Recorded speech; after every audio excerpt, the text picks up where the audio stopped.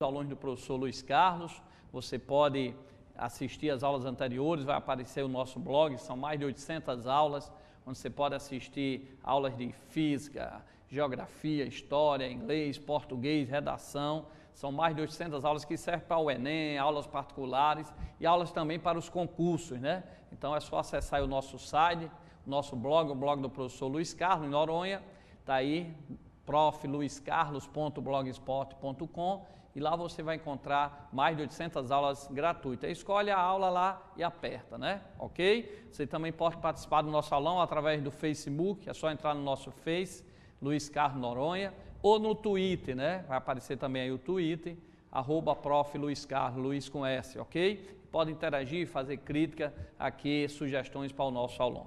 Beleza? A aula de hoje nós vamos começar com um assunto relacionado à física moderna, nós vamos falar da parte de efeito fotoelétrico, tá certo? E depois vamos continuar aqui os assuntos também de física moderna, como a parte de radioatividade, como a parte de relatividade de Einstein, tudo relacionado à física moderna.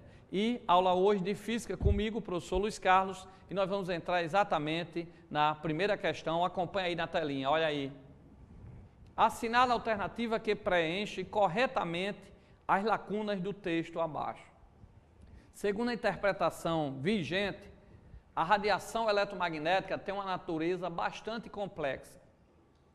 Em fenômenos como interferência e difração, por exemplo, ela apresenta um comportamento, aí pergunta qual é o comportamento. Em processo de emissão, absorção, por outro lado, ela pode apresentar comportamento, aí pergunta qual é esse comportamento, sendo nesse caso descrita por pacotes de energia, em parênteses, fótons, que se movem no vácuo com velocidade e tem massa, aí qual a massa do fóton? Então, vai para cá, vestibulando. Então, na verdade aí o que ele está falando na física moderna é da parte da dualidade da luz. Lembre-se que a luz, ela é uma onda eletromagnética. A luz, o raio-x, né? Raio gama, todas, lembra daquela tabelinha que é colocada lá, todas as ondas eletromagnéticas. Então, se existe cargas e movimentos, ela gera ondas eletromagnéticas, tá certo? Então, a onda de rádio é uma carga lá na frequência com certo movimento, tá certo? A onda do raio-x é uma carga, pode ser lá um choque em que os elétrons ganha energia, depois volta para um núcleo diferente. Então, dependendo dessa frequência aí, de onde ele passa para onde ele vai, gera uma onda eletromagnética. Então, cargas em movimento gera onda eletromagnética. A luz, então, tanto a luz vermelha, verde, azul, ou a luz branca, que é a composição de todas essas cores, né? Nós vamos ter, então, aí sempre cargas elétricas em movimento gerando onda eletromagnética. É como lá no interior do Sol. Várias cargas elétricas em movimento se movem e aí gera onda de calor, gera onda de luz visível, gera o raio-x, tá certo? O raio ultravioleta, gera um pacote de ondas lá no interior do Sol. E raios ultravioletas, e muitas delas chegam aqui na Terra, ok? Então, ele está falando sobre a dualidade da luz. E o que é essa dualidade da luz? Newton pensava que a luz, antigamente, naquele tempo, que a luz ela era formada por partículas, né? E ela não contornava o obstáculo, que é o que a gente chama de difração, que quando uma onda sofre difração, a gente caracteriza mais como fenômeno ondulatório, tá certo? Então, Newton achava que a luz, por exemplo, vem do Sol, aí a Lua está entre o céu, entre o Sol e a Terra, a Lua está no meio. Então, a luz bate na Lua e projeta a sombra da Lua na Terra, que a gente chama de eclipse solar, é quando a Lua fica entre a Terra e o Sol e não deixa a luz do Sol chegar em uma determinada região da Terra.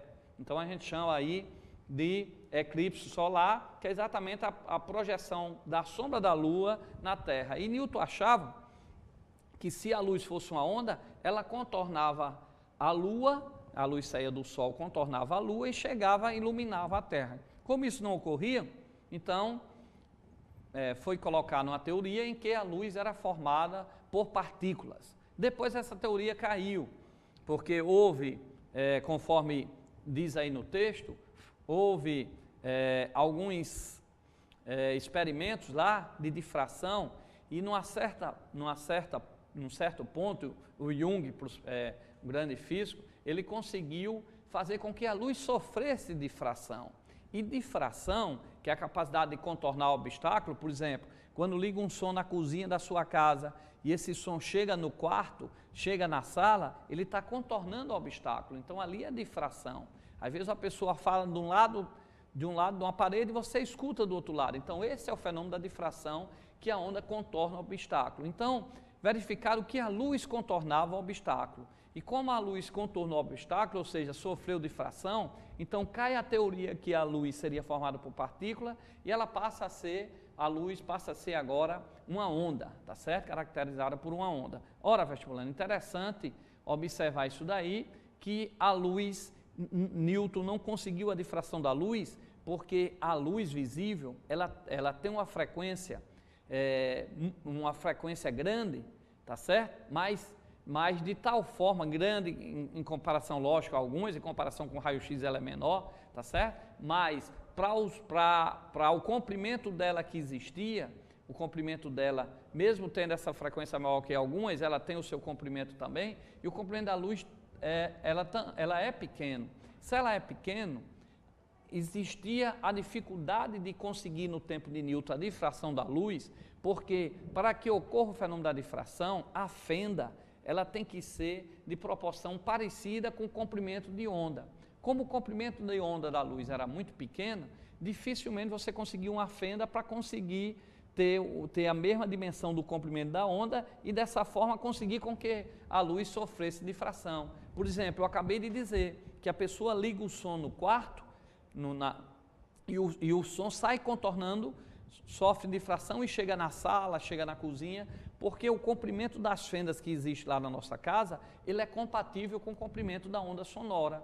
Já a onda luminosa, o comprimento de onda dela, como eu disse, ela tem uma frequência maior, que é a sonora, então ela tem um comprimento de onda menor. Então, aquele obstáculo lá na nossa casa, aquelas fendas de uma porta, não é proporcional ao comprimento de onda da luz. Por isso que a gente liga uma lâmpada no quarto e ela não ilumina a casa toda, porque ela não consegue sofrer difração, porque para sofrer difração, a fenda tinha que ser proporcional ao comprimento da onda de luz. Por isso, naquela época de Newton, não conseguia a difração da luz e a luz não era considerada onda. Quando Jung e outros fizeram esse experimento e conseguiram em laboratório a difração da luz, ela passou a ser, então, uma onda. Então, a luz que no tempo de Newton, isso é importante para o Enem, era caracterizada como formada por partículas, depois ela veio em experimentos, ela passou a ser caracterizada por uma onda. Mas com o andar da evolução da ciência, Albert Einstein, o famoso Albert Einstein, ele conseguiu explicar um efeito fotoelétrico que nós vamos explicar aqui na aula de hoje, na parte de física moderna, em que a luz, ora, ela se comporta, sim, como uma onda, caracterizando aí o movimento ondulatório, principalmente quando é difração, mas ora, ela consegue se comportar como partícula. É como ocorre no efeito fotoelétrico, que uma onda vem, uma radiação vem, bate num elétron lá do metal e arranca esse elétron, produzindo assim movimento de elétron, a corrente elétrica, produzindo assim corrente elétrica. Isso é o efeito fotoelétrico. Então, a luz, a onda, a radiação, ela também se comporta como partícula, como no efeito fotoelétrico, que bate e arranca. Então, se bate e instantaneamente arranca, a luz tinha que ter algumas partículas dentro dela. É o que a gente chama de fótons. Então, a luz ela é constituída por fótons. Então, a luz, ela tem essa dualidade. Ora, ela se comporta como onda na difração, na interferência, né? Difração a gente disse que nós acabamos de explicar, a condição de contornar o obstáculo, e ela se comporta como partícula, como no efeito fotoelétrico, ela bate no elétron do metal e arranca instantaneamente, e a onda, a radiação não ia arrancar o elétron instantaneamente, ok? Então vamos voltar para a questão e responder as alternativas que nós temos aí. Vamos lá, na telinha aí, por favor, relendo a questão. Assinale a alternativa que preenche corretamente as lacunas do texto abaixo. Segundo a interpretação vigente, a radiação eletromagnética, a luz é uma radiação, tem uma natureza bastante complexa. Em fenômenos como interferência e difração, por exemplo, ela apresenta um comportamento ondulatório. Então, esse espaço aí que vocês estão vendo, ó, seria preenchido por, ela tem um comportamento ondulatório, ok? Então, aqui a gente vai colocar ondas, tá? Então, por exemplo, interferência aparecendo no Enem, em qualquer vestibular, aparecendo interferência e difração, isso são fenômenos que caracteriza uma onda, tá certo? Em processo de emissão e absorção, por ela pode apresentar comportamento aí de partícula, sendo nesse caso descrita por pacotes de energia, fótons, as partículas a gente chama de fótons, que se movimenta no vácuo com velocidade e tem massa, essa massa do fóton de repouso, ela é zero, tá certo? Então, indo aí para as opções, a gente teria ondulatório, partícula, ou seja, corpuscular, e o fóton, ela tem massa nula de repouso, ok? Então, lembre-se disso, ó, a luz é formada por pacotes de energia chamado fótons, esses fótons se comportam como partícula, corpúsculo, e a massa de repouso dele é nula, tá certo? E no fenômeno, se a luz sofre difração ou interferência, ela está se comportando como onda, tá certo? Já no efeito fotoelétrico, ela está se comportando como partícula. Então, voltando à questão, ó, segundo a interpretação vigente, a radiação eletromagnética, ou seja, a luz é uma radiação eletromagnética, tem uma natureza bastante complexa. Em fenômenos como interferência e difração, por exemplo, ela apresenta um comportamento ondulatório. Então, interferência e difração, ondulatório. Então, vai para cá, vestibulando. Então, a luz, ela é especial. Ela tem um comportamento dual. Em alguns experimentos, como no efeito fotoelétrico, de arrancar o elétron de um metal através da incidência do fóton, tá certo? Ela se comporta como partícula corpuscular e, em sofrer a difração, contornar o obstáculo, iluminar um outro lado, a luz, nesse caso, ela sofre difração e ela se comporta como uma onda. Então, a luz é especial, dependendo do experimento, ela se comporta como onda, dependendo do outro, ela se comporta como partícula. Vamos para mais uma questãozinha aí, acompanha aí na telinha de vocês. Em 1905, Albert Einstein, propôs uma teoria simples e revolucionária para explicar o efeito fotoelétrico, a qual considera que a luz é constituída por partículas sem massa de repouso, chamada de fótons. Cada fóton carrega uma energia dada por HF, onde H é a constante de Planck e F é a frequência da luz. Einstein relacionou a energia cinética, que ele chamou aí de E, alguns autores chamam de K, ok? Fazendo a leitura, Einstein relacionou a energia cinética com que o elétron emerge da superfície do material, a frequência da luz incidente sobre ele e a função W através da equação, a função trabalho através da equação. Aí ele colocou aqui, a função trabalho corresponde à energia necessária para um elétron ser ejetado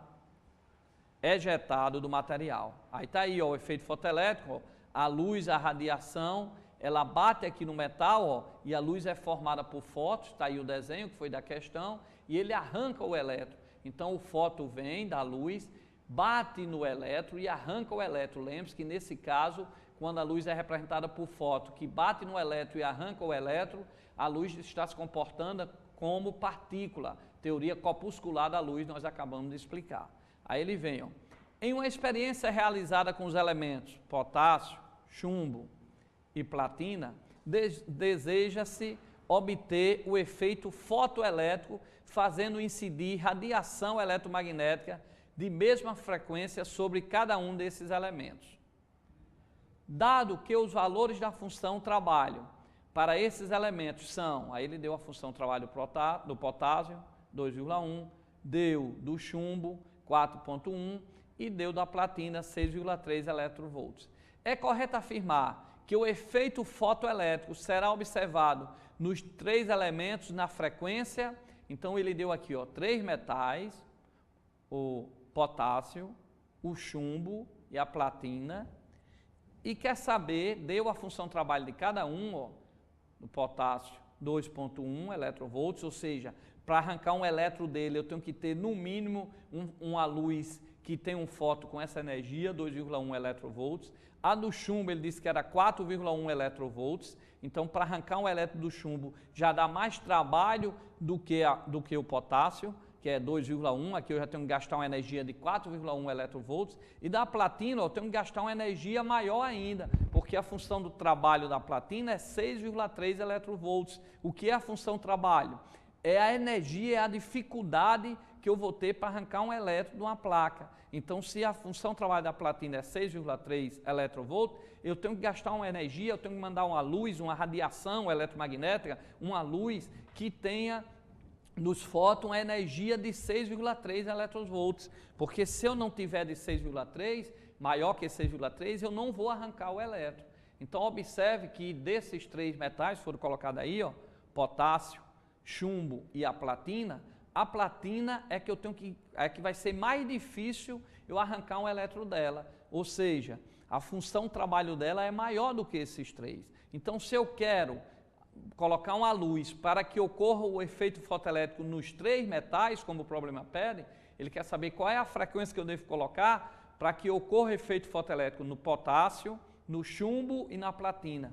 Para isso ocorrer, eu vou ter que botar uma luz, uma frequência que vença a platina, porque se a platina é maior que tem, 6,3, se eu colocar uma luz que arranca o elétron da platina, com certeza essa luz vai arrancar do chumbo e vai arrancar do potássio, porque eles têm função trabalho menor. Então, como dos 3, um tem 2,1 eletronvolts, a função trabalho, o outro é 4,1 e a platina é 6,3, é a maior que tem, então se eu quero que ocorra efeito fotoelétrico nos 3 metais que estão lá, eu vou ter que botar uma frequência que arranque, que seja maior que 6,3, porque arrancando da platina, essa mesma luz vai arrancar do chumbo e do potássio, ok? Então era só fazer a conta, ó. A energia, ele deu até no problema, mas vocês viram isso em física moderna, energia é H vezes a frequência da luz, tinha que ser maior que a função trabalho. A função trabalho é 6,3. O H constante ele deu 4,1, então minha frequência tinha que ser maior que 6,3 dividido por 4,1 vezes 10 elevado a menos 15. Então era só fazer a conta. Então, ó, a energia para arrancar dos 3 metais, ela tem a energia que é representada pela letra E, que é H vezes F, vocês lembram isso, né? A equação de Planck aí, é H vezes F, tinha que ser maior que a função trabalho, que a função trabalho, repetindo no metal, é a dificuldade para arrancar o elétron dele.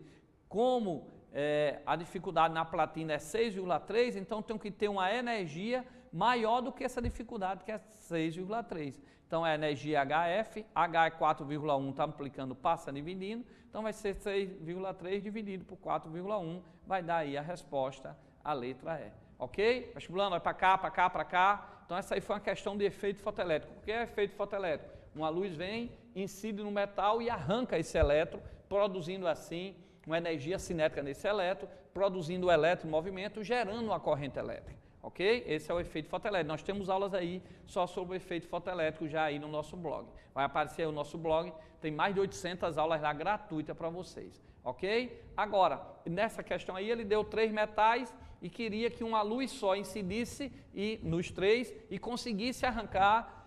A luz vem com vários fótons, né? Dependendo da intensidade da luz vai ter mais fóton ainda, todos com a mesma frequência. Ele queria que arrancasse dos 3 metais. Como a platina era o que dava mais trabalho de arrancar, eu calculei qual seria a frequência da luz para arrancar da platina, que automaticamente estava arrancado dos outros 2, ok?